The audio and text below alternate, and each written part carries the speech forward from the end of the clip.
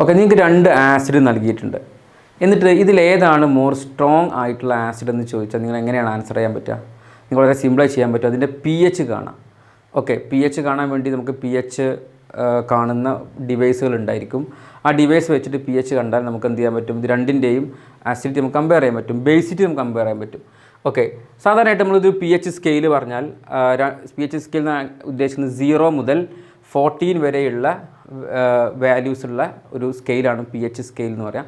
Okay, അതിൽ 7 എന്ന് പറയുന്നത് ന്യൂട്രലാണ്. ഓക്കെ, ആസിഡിക്കും അല്ല ബേസിക്കും അല്ല, ന്യൂട്രലാണ്.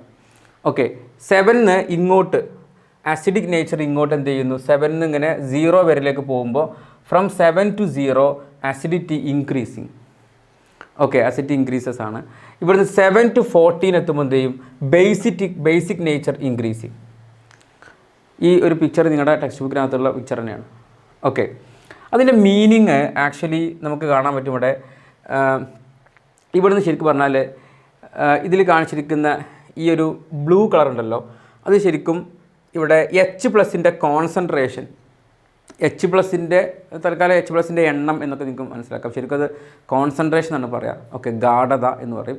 ഓക്കെ, അത് എത്ര വോള്യത്തിൽ ഇത്ര ലിറ്ററിനകത്ത് എത്ര മോൾസ് ഉണ്ട് എന്നതിൻ്റെയൊക്കെ ഒരു അളവാണ്. ഓക്കെ, അപ്പോൾ നമുക്ക് എന്ത് പറയാമെന്നറിയോ? ഇവിടെ നോക്കൂ, ഇതിൻ്റെ അസിഡിറ്റി എന്ത് ചെയ്യുന്നു? ഇങ്ങനെ increase in H+ iron concentration. Okay, അതായത് ഈ ബ്ലൂ കളറിൽ ഇപ്പുറത്ത് ഈ ലൈനാണ് പറഞ്ഞത് കേട്ടോ. ഈ ബ്ലൂ കളറിലെ ലൈൻ ഇതാ, ഇവിടെ നിന്ന് ഇങ്ങനെ അല്ലേ, ബ്ലൂ എന്ത് ചെയ്യുന്നു? ബ്ലൂ ഇങ്ങോട്ട് കാണാൻ പറ്റും നിങ്ങൾക്ക്. ഇതാ ഇവിടെ നിന്ന് ഇൻക്രീസ് ചെയ്യാണ്. ഓക്കെ, റൈറ്റ് കേട്ടോ, ഇതിങ്ങനെ ഇൻക്രീസിങ് ആണ്. ഇവിടെ ഏറ്റവും കൂടുതൽ ആസിഡിക് അത് എവിടെയാണ്? 0-ലായിരിക്കും അല്ലേ, ഹൈലി ആസിഡിക് ആണ്. ഓക്കെ, ഇനി ബേസിക് നേച്ചർ എന്ത് ചെയ്യുന്നു? ഇൻക്രീസ് ചെയ്യുന്നു ഇങ്ങോട്ട്. എന്നാണ് ഉദ്ദേശിക്കുന്നത് ഈ വൈറ്റ് ആയിട്ടുള്ള ഭാഗം ഉണ്ടല്ലോ, അതാണ് എന്ത്? ബേസിക് ആയിട്ടുള്ള.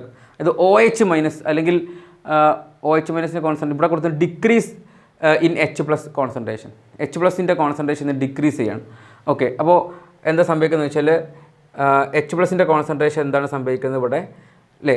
ഇവിടെ നിന്ന് ഇങ്ങനെ പോയാൽ ഇതാ ഇവിടെ കാണിച്ചിരിക്കുന്നത് H+ൻ്റെ കോൺസെൻട്രേഷൻ ഇവിടെ കണ്ടല്ലോ, this is H+. Okay, OH- concentration ഇവിടെ നിന്ന് ഇങ്ങനെ ഇൻക്രീസ് ചെയ്യും, കൂടി വരും. ഓക്കെ, അത് വൈറ്റ് കാണിക്കുന്നത് എന്താണ്? OH- കോൺസെൻട്രേഷൻ ഇങ്ങോട്ട് കൂടുകയാണ്.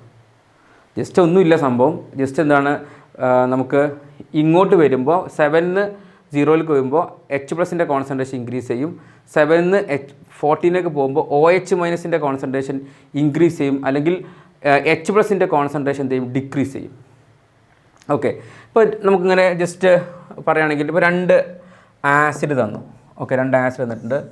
ഓക്കെ, ഇതൊരു ആസിഡ് നമ്പർ 1, ഇത് വേറൊരു ആസിഡാണ്, ഇത് acid 2. Okay, this is acid 1. Okay, this is acid 2.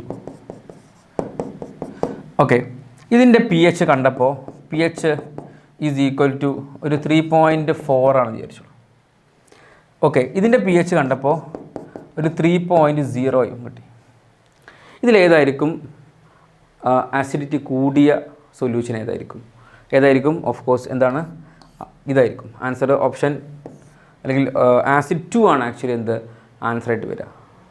Okay, എന്ന് പറഞ്ഞാൽ pH വാല്യൂ ഡിക്രീസ് ചെയ്യുമ്പോഴാണ് ആസിഡിറ്റി എന്ത് ചെയ്യുക? ഇൻക്രീസ് ചെയ്യുക. ക്ലിയർ ആണല്ലോ?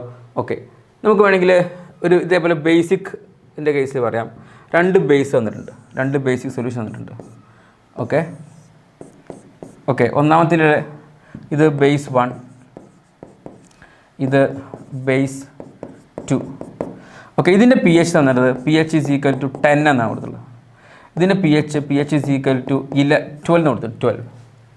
ഇതിൽ ഏതായിരിക്കും കൂടുതൽ ബേസിക് നേച്ചറിൽ? ഏതായിരിക്കും? ഇതായിരിക്കും അല്ലേ? കാരണം എന്താണ്? ഇങ്ങോട്ട് പോകുന്ന 14-ലേക്ക് പോകുന്ന ബേസിക് ക്യാരക്ടർ എന്ത് ചെയ്യും? ബേസിക് നേച്ചർ കൂടുകയാണ് ചെയ്യുക. മനസ്സിലായല്ലോ? ഓക്കെ, അപ്പോൾ ഈ രൂപത്തിൽ നമുക്ക് എന്ത് ചെയ്യാൻ പറ്റും? നമ്മൾ ആസിഡിറ്റിയെയും ബേസിറ്റിയെയും നമ്മളതിനെ കമ്പയർ ചെയ്യാൻ പറ്റും. ഇത് മനസ്സിലാക്കി വെക്കണം. ക്ലിയർ?